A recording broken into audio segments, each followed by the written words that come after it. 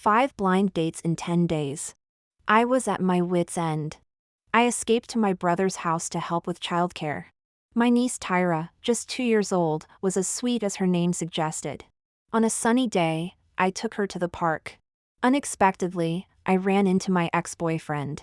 3 years had passed, and he seemed even more handsome. Looking at my own fuller figure, I turned to leave. But he called out, "Tammy Derrick." I feigned nonchalance. What a coincidence. As I braced myself for comments about my weight gain, he remained silent, his face ashen as he stared at Tyra. "You're married?" I was taken aback. They say girls take after their aunts, and it seemed true in this case. Recently divorced. I have custody. Eamon's expression darkened further. The atmosphere chilled to freezing point. After a moment of silence, he looked at me, his expression inscrutable, and said sarcastically, "Well, I hope you find a nice, dependable chap soon." I retorted, "Thanks for the kind wishes." With that, I turned and walked away. Carrying Tyra, I strode off with the confidence of a supermodel. That evening, my mum chased me to my brother's flat. "You don't have to come home, I've arranged everything. Just go downstairs to the restaurant across from your brother's complex and meet him once," she said. I refused, so my mum started her theatrics. "Oh, Harold, why did you have to leave so soon? Our daughter won't listen to me at all. Maybe I should just join you." I gave in. This blind date turned out to be quite normal. Not only normal, but he was actually quite handsome.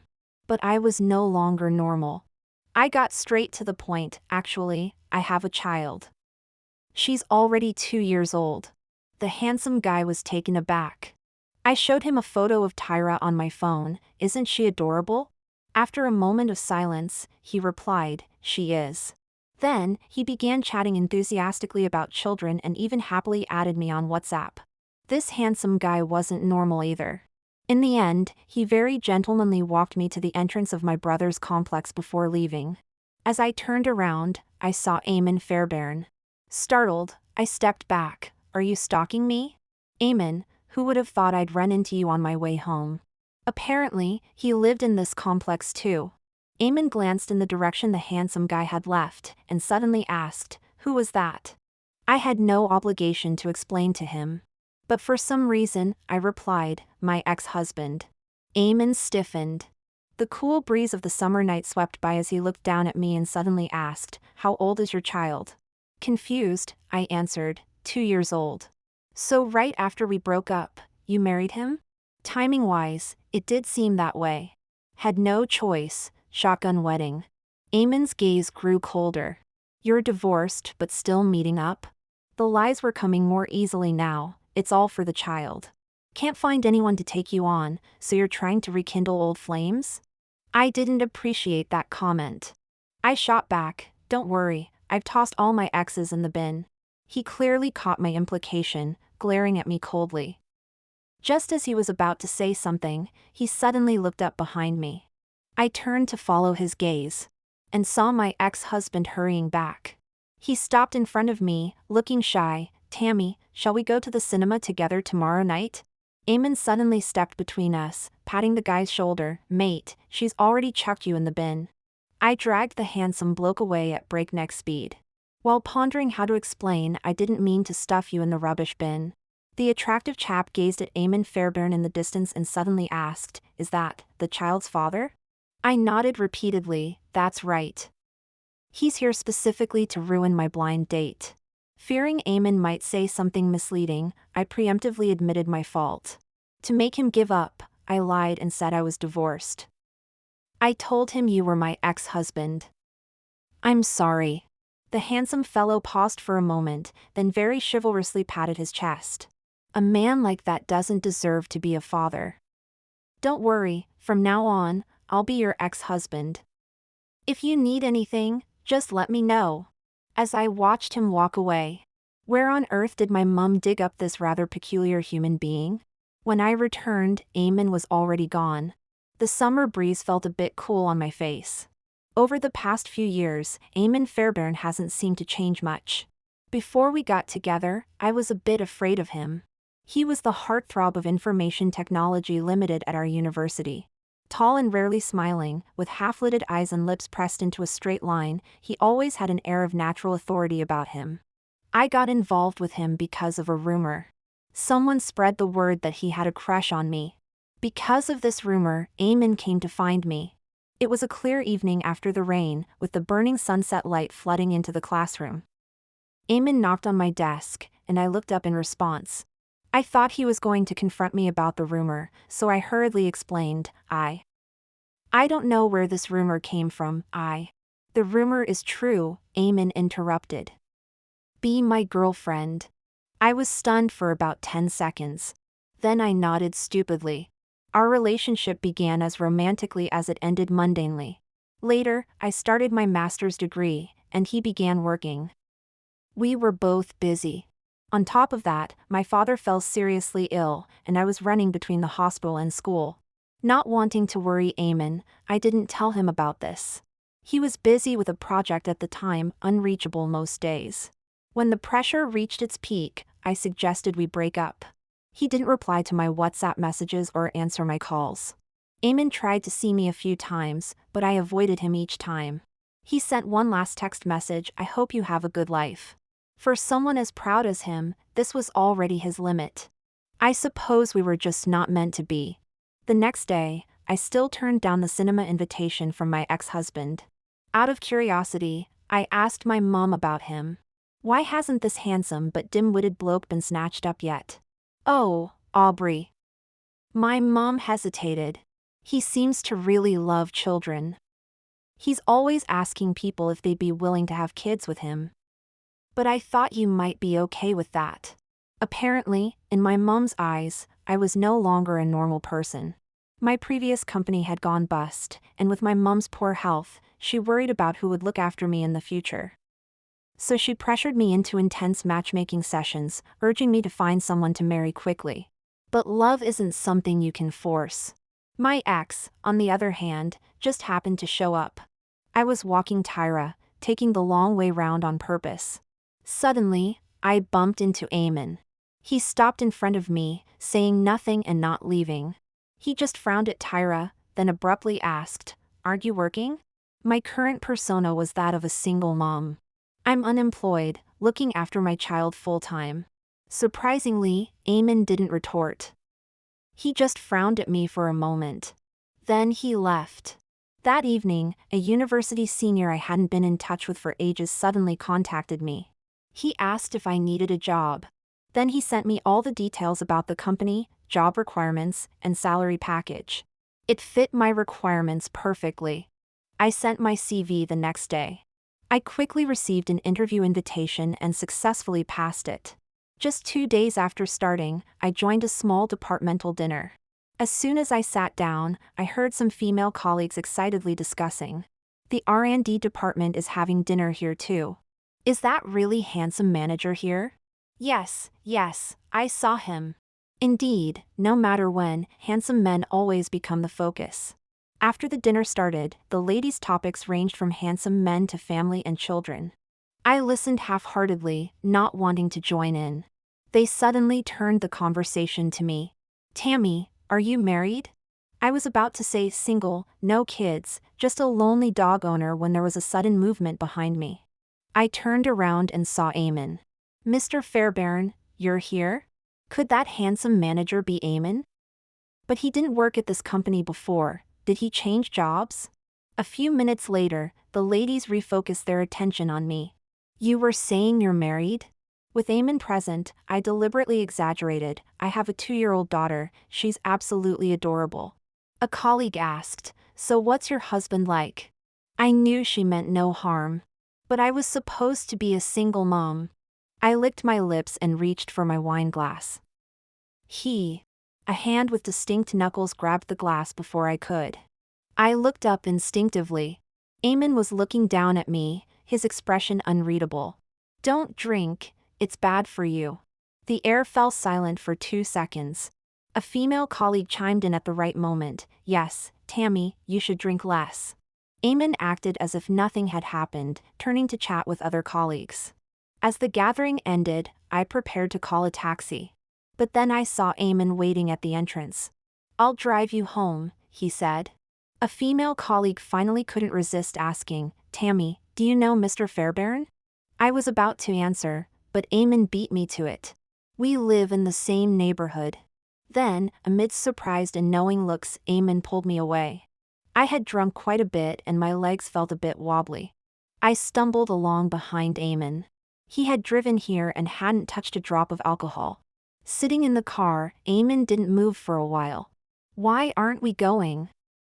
I asked. The streetlight shone into the car, casting shadows across his somewhat hard profile. After a long pause, he spoke. "I thought you were doing well." My heart skipped a beat. "I'm fine," I replied. Eamon didn't respond. I lowered my head to fasten my seatbelt and heard a sigh from beside me.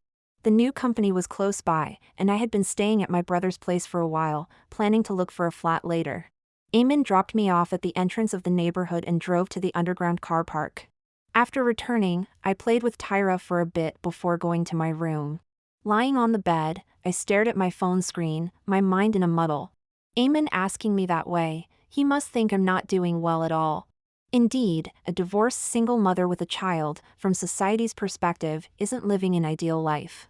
I suddenly regretted telling him that Tyra was my daughter. So why did I say that? Perhaps I didn't want him to know that in all these years since he left, I hadn't fallen in love with anyone else. I quickly adapted to my new company. The R&D department wasn't on the same floor as us, so the chances of running into them were slim. But it wasn't impossible. Especially since Eamon Fairbairn and I lived in the same neighborhood. If we happened to meet, I'd either pretend not to see him or give a slight nod. Meanwhile, my ex-husband Aubrey Yardley started to make his presence known. Asking me out for dinner, to watch a film, things like that. I was afraid my mom would start arranging blind dates again.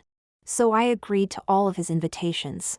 This inevitably led to situations where we'd bump into Eamon while I was with Aubrey. Like now. I really wanted to pretend I didn't see him. But Aubrey was a bit thick. As soon as he spotted Eamon, his alarm bells went off, and he puffed up like a rooster. "Your ex-husband act is a bit too dedicated, mate." Eamon stopped in front of us. He looked at Aubrey, then at me. "Not throwing him in the bin anymore?" I instinctively pushed Aubrey away. "Why don't you head back first?" Aubrey looked bewildered. "I need to have a word with him." Aubrey pressed his lips together and nodded, looking dejected. But then Eamon strode after him. "Mate, let's exchange numbers." Aubrey, what? "Eamon, let's get acquainted." The idiot Aubrey very cooperatively showed his WhatsApp QR code. After adding each other, he left again, looking even more dejected. After Aubrey left, I said sarcastically, "Isn't it a bit off to ask for my ex-husband's number right in front of me?" Eamon lowered his head to scroll through Aubrey's WhatsApp status. "Is this really your ex-husband?" My heart skipped a beat. Why wouldn't he be? "He looks single." "We're divorced, of course he's single." Eamon didn't respond. The air fell silent for a moment. "Tammy," he looked up at me, "wouldn't it be better to find someone who loves you? Why keep entangling yourself with an ex-husband who wants to be single? You think I want to?"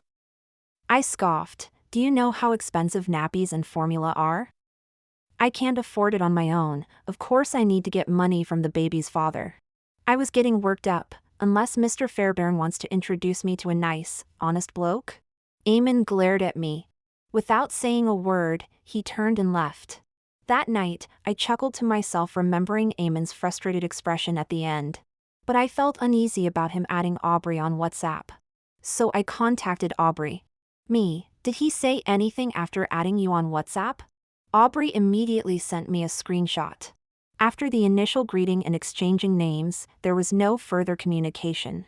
"Aubrey, don't worry, I won't tell him anything." That wasn't what I was concerned about. After hesitating for a while, I searched for Eamon on WhatsApp using his phone number. I sent a friend request and asked directly, "Why did you add Aubrey?" This time he replied quickly. "Eamon, to create a group called Rubbish Union, see how many members we can get.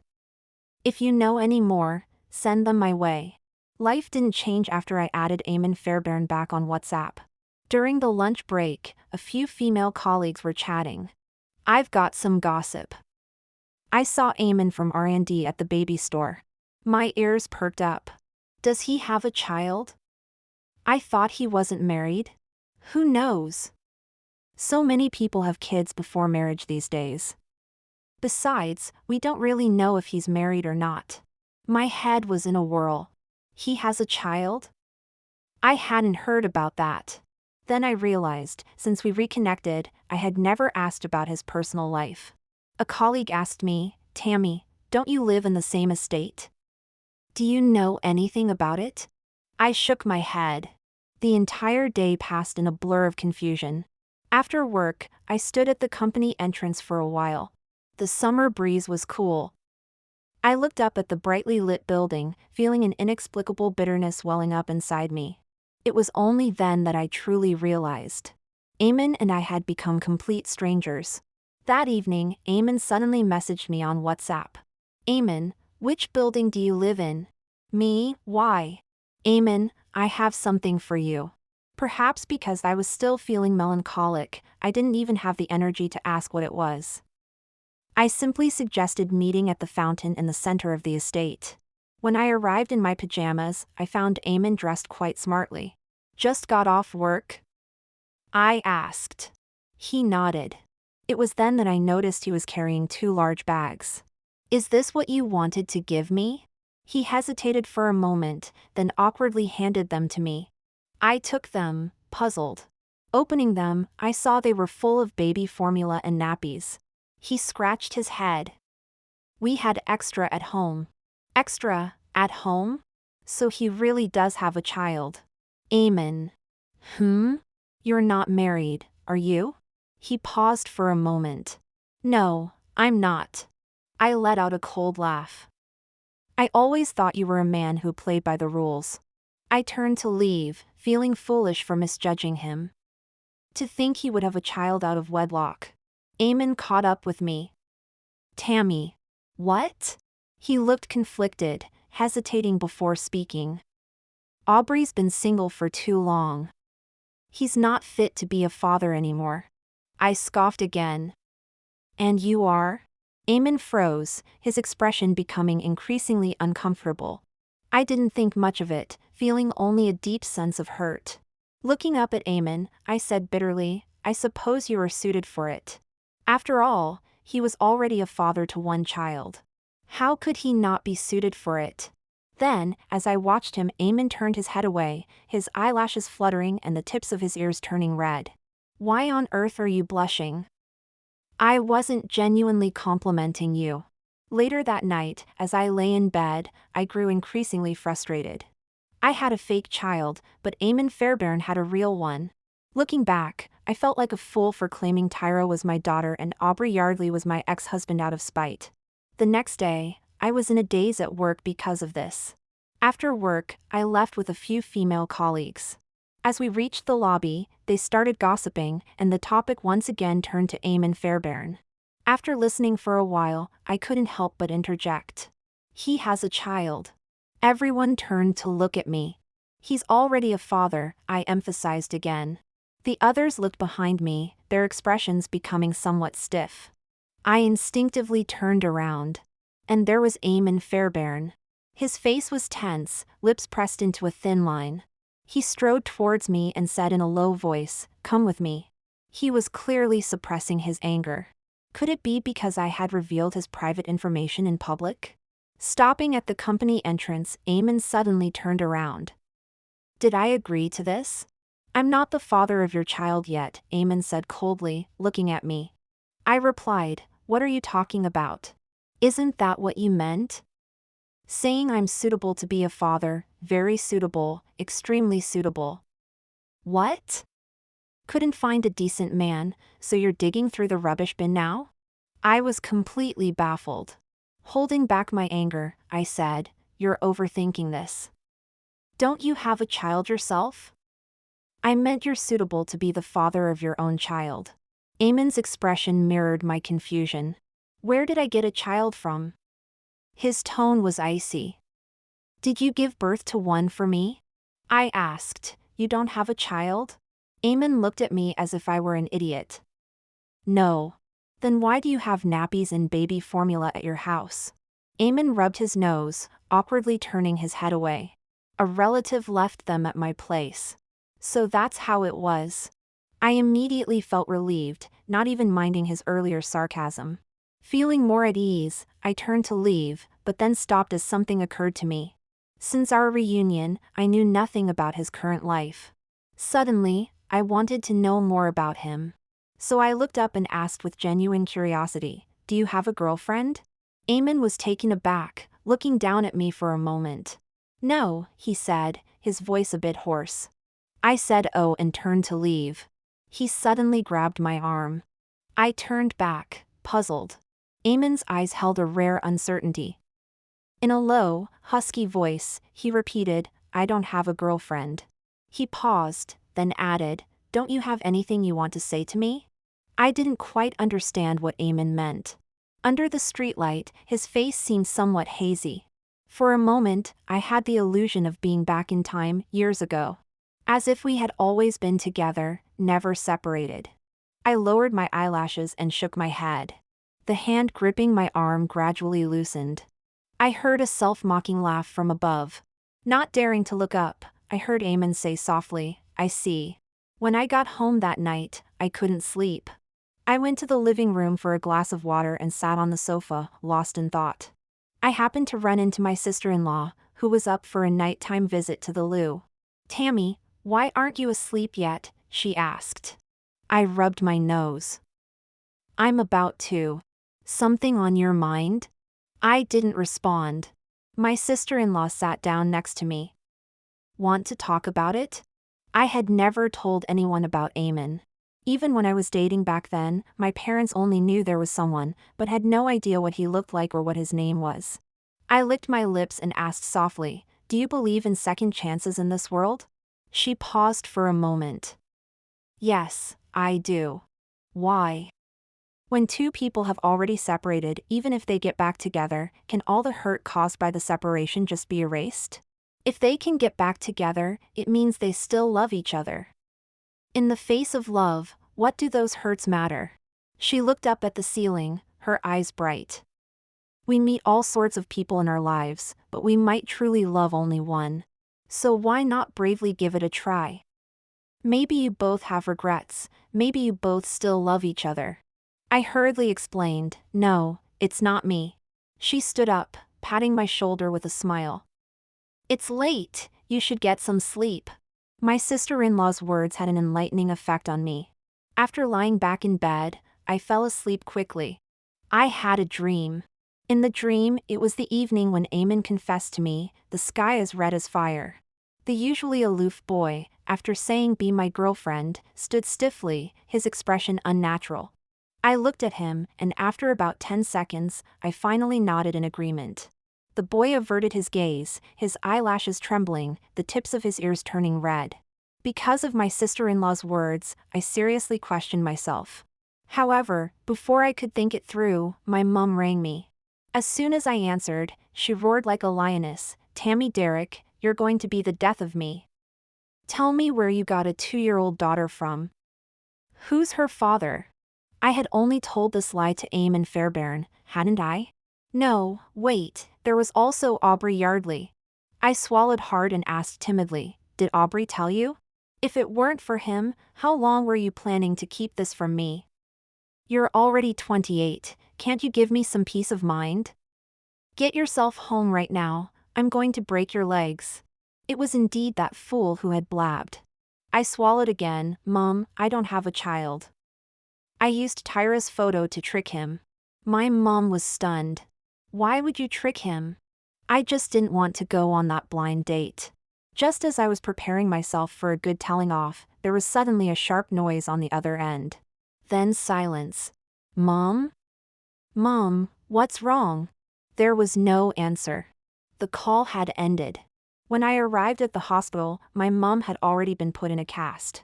She was lying in bed, looking gloomy.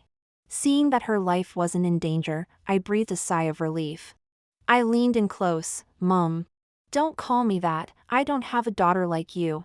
After talking with the attending physician, I learned that when she called me, she was just going down the stairs, missed a step, and fell.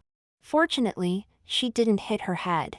Her health was already poor, and she had osteoporosis. With this fracture, who knows how long it would take to heal. My brother went to the outpatient department to pay the fees. I took a stroll in the corridor and then returned to the ward. Mom, I'm sorry.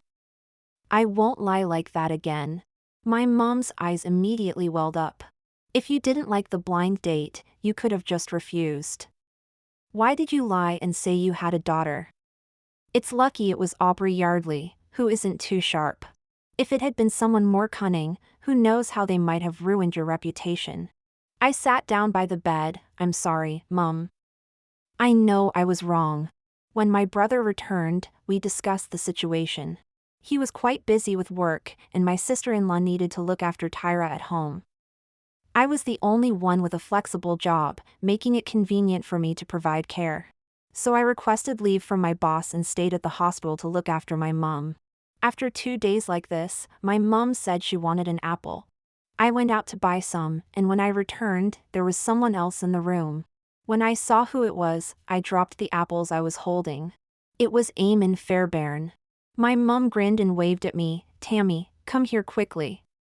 Your new company's manager is so kind, coming to visit when an employee is on leave. I wanted to tell my mom that yes, he was a manager. But we weren't even in the same department. I chose to remain silent about this. After picking up the apples from the floor, I walked over to Eamon with a cold expression. Why are you here? How dare you speak to your manager like that? My mom scolded me. Quick, go and peel an apple for him. Before I could refuse, my mom's glare silenced me. I took a deep breath, picked up 2 apples, and went to wash them. As I passed by Eamon, I heard a very faint laugh. By the time I had finished peeling the apples, my mom was already chatting happily with Eamon. I stiffly handed an apple to Eamon. He took it without any hesitation, quite naturally. I sat down sullenly to one side, listening to their conversation. My mom is a real chatterbox. Given an audience, she could talk about everything from 20 years ago to 20 years in the future.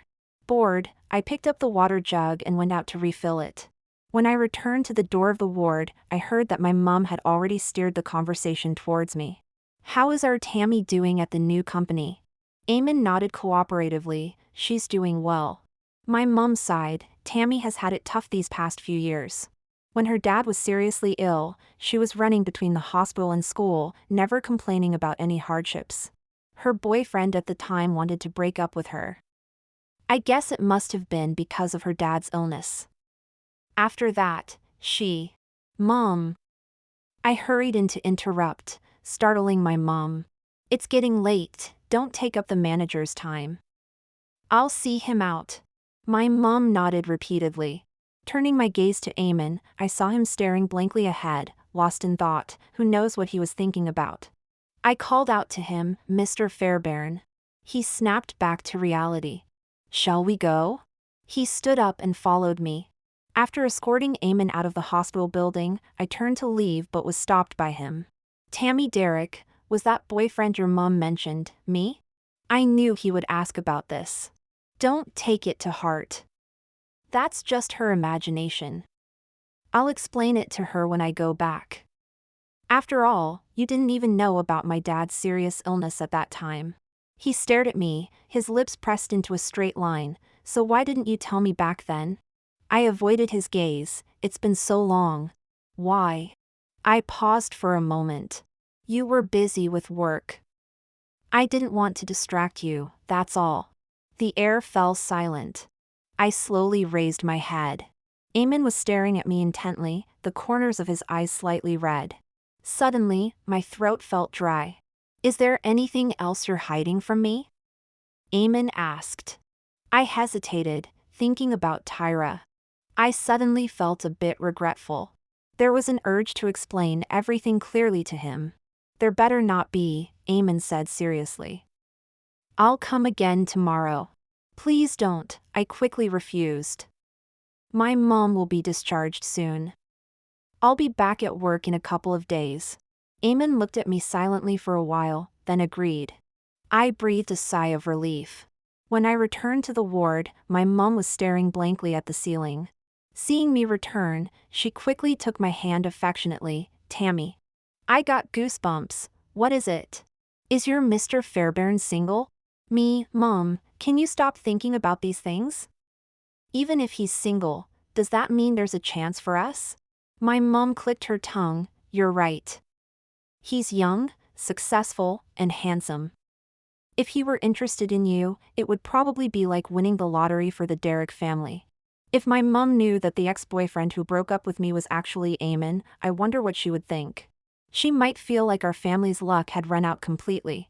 On my last night in the hospital, I found myself reminiscing about the past. When I initially broke up with Eamon, there was an element of spite involved. On the day of our 3rd anniversary, a light drizzle fell from the sky. I called Eamon, but he didn't answer. He sent a message saying he was in a meeting. So, I decided to surprise him with a carefully chosen gift, arriving early at his office building. I waited and waited, only to see him exit the building alongside a beautiful woman. Eamon said something to her, and they both laughed as they walked away. Instinctively, I hid behind a planter. The rain intensified, soaking me thoroughly as I stood there. At the roadside, Eamon chivalrously opened the car door for the woman. Despite the heavy rain, he seemed oblivious, standing in the downpour and watching her leave before turning back to the office. Then, my phone rang. The caller ID showed it was Eamon. I stood in the rain, watching call after call come through, never answering. Finally, Eamon sent a message. "Where are you?" But my eyes were fixed on his previous message. He had said, "I'm in a meeting." So, was his idea of a meeting laughing with a beautiful woman and then watching her leave in the rain? Suddenly, my heart ached. I thought, why should I put up with this? I've always been so considerate of him, never mentioning my father's serious illness because I knew he was busy and I didn't want to distract him. And what do I get in return? His neglect, his secrets, his wandering affections. I stood there foolishly for a long while before finally replying, "Eamon, let's break up." After that, I blocked him on WhatsApp. I didn't return his calls. Eamon came to my university several times, but I always hid in the dormitory. The last time, I saw him standing outside from my window. From dusk till late into the night. The sky suddenly began to rain, droplets pattering against the glass. Eamon stood in the rain for a long time. My heart softened. Even if we were breaking up, there was no need to let him catch a cold in the rain. Gritting my teeth, I grabbed an umbrella and rushed downstairs. Just as I was about to push open the dormitory door, I received a text message. It was Eamon's last words to me. He said, "I hope you have a good life." I stopped in my tracks. Looking up, through the glass and the curtain of rain, I saw his retreating figure. At that moment, I felt it with absolute clarity. We were over. 3 years of love, erased in an instant. After my mom was discharged from the hospital, she moved into my brother's house for convenience. My brother hired a caregiver, so I quickly returned to work. Having taken leave so soon after starting my job, I felt a bit uneasy. But when I returned, my department head didn't say anything about it. After working diligently for a few days, it was time for the company's anniversary celebration. Unlike the small gathering last time, the company rented an entire hotel banquet hall for this event. I lifted my head, my gaze wandering aimlessly through the crowd. There were so many people, I couldn't see where Eamon was. Since I'd returned to work, we'd only chatted on WhatsApp twice. Once, he asked how my mom was doing, and I said she was fine, eating and drinking well. Another time, he asked if Tyra was being good, and I simply sent a photo. He paused for a long while before replying, "She looks like her mom." I fell silent for a moment. This was because Tyra resembled my brother. So I replied, "She looks more like her dad." I'm not sure what I said wrong. Eamon never replied after that. Since then, we hadn't communicated at all. But we were just strangers who had broken up. I shouldn't expect anything. Bored, I waited for the anniversary celebration to finally end. As I stood outside the hotel waiting for a car, I suddenly heard someone call my name. "Tammy Derek." I turned around, and in the intersection of neon lights, Eamon was slowly walking towards me. He seemed to have drunk a lot, his cheeks flushed, his eyes full of confusion and haziness. His fingers at his side were fidgeting with the hem of his shirt. This was his usual nervous habit. He looked at me and asked, "Are you hiding something from me?" The last time he asked this question, I had brushed it off. Why was he asking again? Did he know that Tyra wasn't my daughter? I coughed lightly. Well, it's not really a big deal. Tyra, she. Eamon suddenly hugged me. My mind went blank. This embrace was both strange and familiar, filled with the smell of alcohol. He held me tight, his palms cold. His voice was even trembling slightly. "Why didn't you tell me earlier? Do you distrust me that much? It's all my fault, Tammy. I'm sorry." What was going on? What was this drunk man rambling about? After saying these few sentences, he passed out. In the end, I had to find a few male colleagues who hadn't left yet to help me get Eamon home. When I got home, I was a bit worried. I sent Eamon a WhatsApp message. As expected, there was no reply. I asked those colleagues and learned that he had safely arrived home, which put my mind at ease a bit. Eamon's embrace was so familiar, even though it was filled with the smell of alcohol, it brought back many memories. But what on earth was he talking about? And what did that "I'm sorry" mean? Saturday, a rare day of leisure. In the evening, while I was helping in the kitchen, I suddenly received a WhatsApp message from Eamon. "Eamon, I'm outside your house." Fearing I wouldn't believe him, he sent a photo of my brother's front door. How did he know where I lived? This stalker. Me, what do you want? Eamon, come out for a bit. Thinking he might be bringing nappies or formula again, I told him to wait downstairs. But when I opened the door, Eamon was still standing outside. A day and a night had passed, yet he still reeked of alcohol? No, he must have just been drinking. I carefully closed the door and tried to lead him downstairs. He suddenly leaned in, pinning me against the wall behind. Yesterday's embrace was too sudden, I didn't have time to process it.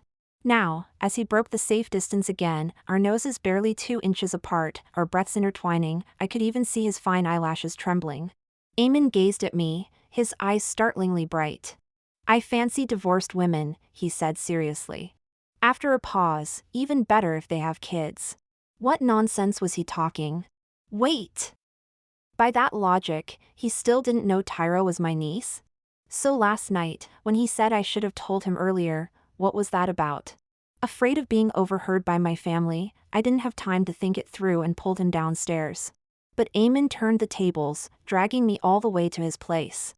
Fine, he was this drunk, I'd just do a good deed and make sure he got home safely. Once inside, he obediently sat on the sofa. I poured him a glass of water, set it on the coffee table, and prepared to leave. As I turned, he suddenly grabbed the hem of my shirt. "Tammy, all these years, raising a child alone, you must have suffered." His voice trembled. "I'm a bastard, I don't deserve to be a father." I think I vaguely guessed what he meant by "you should have told me earlier." "I'm sorry." He was almost in tears. I quickly interrupted this emotional atmosphere. "Tyra is my brother's child." Eamon looked bewildered. "Huh? She's my niece." The air slowly grew quiet. I continued, "When I said I was recently divorced and had custody of the child, I was lying to you." The silence persisted. "So you don't have a child, and I certainly didn't keep anything from you." Eamon slowly lowered his gaze, looking somewhat dazed. The calm was almost frightening. Was this extreme sadness? Did he want to be a father that badly? I licked my lips, a bit worried. "Are you all right?" Before I could finish, I was pulled by a strong force. In a whirl, Eamon had me pinned to the sofa. His dark eyes gazed at me, full of burning possessiveness. "So I don't have a child," he murmured, suddenly leaning down to whisper in my ear, his voice enticing. "Then, shall we make one now?" In the darkness, my mobile phone lit up. My mom messaged, asking where I'd gone. I glanced at Eamon Fairbairn sleeping beside me. I wondered if she'd believe me if I said I was out with my boyfriend. In the end, I made up an excuse. A friend had a breakup, so I went to comfort her. Putting down my phone, I stared at the ceiling, lost in thought. Eamon got so drunk tonight, blocking my front door and saying rubbish like "I fancy divorced women." It's because he thought Tyra was his child. Thinking about this made my heart ache a bit.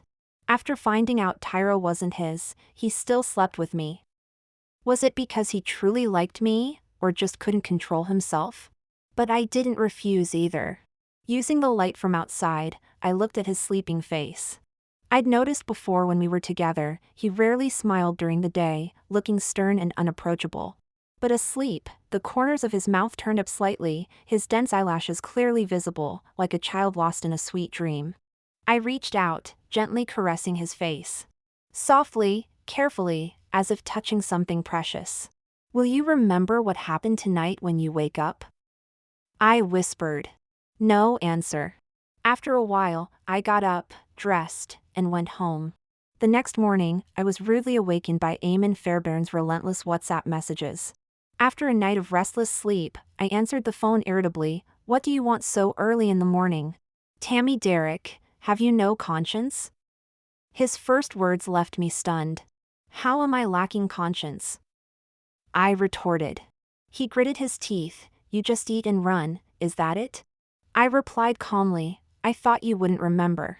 "How could I possibly forget?" He took a deep breath. "Come out. I want to sleep a bit more. Then I'm knocking on your door." I tiptoed to the door. Eamon stood outside, his face ashen. I cleared my throat. "Now you know, Tyra isn't my child, and certainly not yours. So you don't need to feel guilty or responsible because of her. And about last night, just treat it as a dream. Nothing happened between us. Tammy Derrick." Eamon almost spat out my name through clenched teeth. "If I had only misunderstood that the child was mine, I wouldn't have told you I liked you, and I certainly wouldn't have, after knowing the truth." Eamon suddenly stopped. The front door behind me opened. My mum poked her curious head out. "Tammy, who are you talking to?" She squinted. "Mr. Fairbairn? What are you doing here?" "Come in, have a seat." I hope she didn't overhear our conversation earlier. In the living room, we all sat together, me, Eamon, my mum, my older brother and his wife, and Tyra. The atmosphere was incredibly awkward. My mum seemed oblivious, enthusiastically questioning Eamon about everything. When she learned he also lived in this neighborhood, her enthusiasm doubled. Eamon took a sip of tea, then paused for a moment. "Mrs. Derrick," he began. "Yes?" My mom responded sweetly. "Actually, I was Tammy's boyfriend back when she was in school." My mom was stunned. My brother and sister-in-law were equally shocked. I reached out to stop Eamon from continuing, but my mom held me back. At that time, I didn't know Tammy's father was seriously ill. I had just started working and didn't dare slack off, so I neglected her. But now, I want to pursue Tammy again, and I hope you can agree. This time, it was my turn to be stunned. I thought my mom, given her personality, would agree quickly and without hesitation. But after a long while, she still hadn't responded. Finally, she sighed. Our Tammy has always been the type to keep her sorrows to herself. From childhood to now, she's never given me any worries except in matters of the heart. She paused, then continued, "Whether I agree or not doesn't matter much. What's important is your actions, and Tammy's feelings." Eamon suddenly turned to look at me. The sunlight from the window fell perfectly into his eyes, sparkling as if filled with infinite tenderness. My breath caught suddenly. Then I heard him say, "I understand." After that day, Eamon Fairbairn began pursuing me. Yes, pursuing. Every day, he would check on me, caring for my every need. Soon, our colleagues at the company noticed our closeness. The female co-workers who used to gossip about Eamon gathered around me. One of them said with a smile, "I knew something was up when Mr. Fairbairn drove you home that night." "So he's your husband?" Another chimed in, "When are you going to let us meet your 2-year-old daughter? A lie told is a debt unpaid, even if it brings tears to your eyes." After work, sitting in Eamon's car, I sighed. If I had known they would assume we were married with a 2-year-old daughter, I wouldn't have made up that story.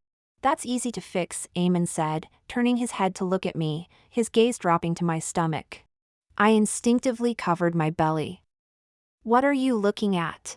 Eamon turned back, focusing on the road ahead. Suddenly he asked, Do you think a seed might have sprouted? My brain exploded with a boom. Impossible. An awkward silence fell between us. I opened a bottle of water, trying to ease the tension. Eamon suddenly leaned closer. Since we already have a 2-year-old daughter, how about having a second child? The water spilled everywhere. I looked around for something to clean it up, opening the glove compartment. That's when I saw an elegantly wrapped box. What's this? I asked. Before Eamon could stop me, I had already opened it. It was a ring. Should I pretend I didn't see it? I suggested. Never mind, I'll pull over and get down on one knee, he said. Proposing by the roadside? Let's talk about this at home, I replied. Eamon didn't move. What's wrong? I asked. Have you not made up your mind yet? I fell silent, then after a pause, Eamon, can I ask you something? 3 years ago, on our anniversary, you said you were in a meeting. I went to your office and saw you chatting with a beautiful woman. You even saw her off to a taxi. So who was she? Eamon, who? I'm asking you. He frowned, thinking hard, but still couldn't recall. What did she look like? I tried to remember, quite tall, very pretty, and elegant. I think she had a mole above her eyebrow. Eamon finally remembered. He stared at me, exasperated. That was my boss. She's 8 years older than you, married, with kids. These words hit me like bombs, one after another. Obliterating the petty, insecure version of myself from years ago. Eamon belatedly realized, so you wanted to break up with me back then because of this? Of course not. I lied stubbornly. It was just a small part of the reason. After the car stopped, I quickly opened the door and tried to slip away. Eamon chased after me with the gift box, Tammy. I spun around. If you have something to say, just say it. Don't get down on one knee. Eamon, I wasn't going to. Over the years, Eamon Fairbairn's ability to pursue women doesn't seem to have improved much. He still uses the same old-fashioned and straightforward methods. Going out, having dinner, or giving small gifts. No sweet talk, no gentle gestures. One time after dinner, Eamon walked me home. I entered the building entrance, then turned back. Eamon, I called. He stopped in his tracks. Yes? After we broke up, did you not date anyone else? Under the streetlight, Eamon's face looked a bit hazy. He rubbed his nose and made a sound of agreement. As expected. I turned to leave, but Eamon called out to me. Tammy. He looked up at me, his eyes bright. When we first met again, you said you just divorced and had custody of your child. My mind went blank, and I said some harsh, unkind things. I'm sorry. I blinked, thinking I must have misheard. Was Eamon actually apologizing to me while sober? Later, when you said Aubrey was your ex-husband, I believed you. I added him on WhatsApp just to get a glimpse of your lives. I only wanted to know if you'd been doing well in the 3 years without me. I did think about getting back together with you, but then you sent those sweet photos, saying she looked like her dad. I thought you must still love Aubrey. So I found him, hoping that if possible, he could come back to you. But he told me that Tyra was my daughter. I knew the rest of the story. For some reason, my eyes suddenly felt hot. I was suddenly reminded of that evening many years ago when Eamon confessed to me. It was the first time I saw him blush. The young boy back then must have liked me for a long time. Time flies, and years later, we're standing face to face again. Like a long-told story finally reaching its conclusion. I slowly walked towards Eamon, gently resting my forehead on his shoulder, and asked in a muffled voice. Eamon, if I really were a divorced single mom when we met again, would you still want to be with me? He answered without hesitation, yes. But didn't you say before that only a fool would marry me as a replacement? If you got together with me, wouldn't that make you the fool? He hugged me tightly, as if he'd never let go. The stars above began to spin, the summer breeze blew, and flower fragrance lingered. I heard Eamon's firm yet gentle voice. I'd be more than happy to. I buried my face in his chest. Actually, I have something I want to say to you too. I do.